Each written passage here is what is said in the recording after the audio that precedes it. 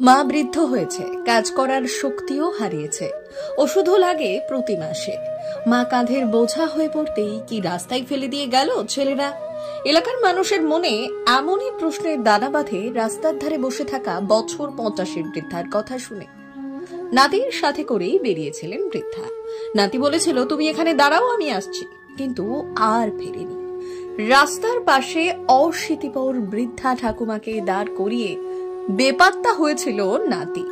সরল মনে বিশ্বাসে ঠাকুমা রাস্তায় অপেক্ষা করেছিলেন, কিন্তু নাতি আর আসেনি। 2 মাস বাড়ি ছাড়া হয়ে হাসপাতালে দিন কাটিয়েছিলেন বৃদ্ধা নির্মলা হালদার। হ্যাম রেডিওর মাধ্যমে বৃদ্ধার বাড়ির ঠিকানা উদ্ধার হয়। শনিবার বৃদ্ধার ছেলে হাসপাতালে যান, হাত জোড়ো করে ক্ষমা চেয়ে বৃদ্ধা মাকে ফের বাড়ি নিয়ে গেলেন।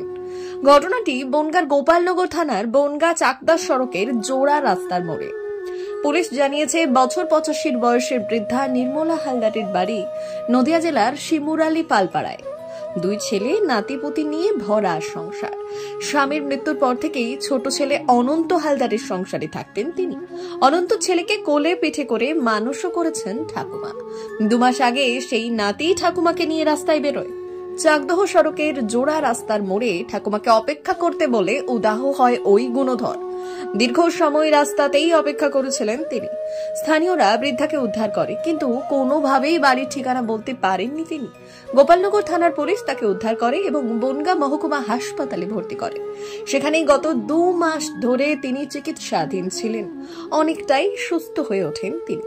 হাসপাতালের পক্ষ থেকে হ্যাম রেডিওর মাধ্যমে তার ঠিকানার সন্ধান শুরু হয়। দিন কয়েক আগে সেই বৃদ্ধার পরিবারের সদস্যদের সন্ধান পায় হ্যাম রেডিওর সদস্যরা।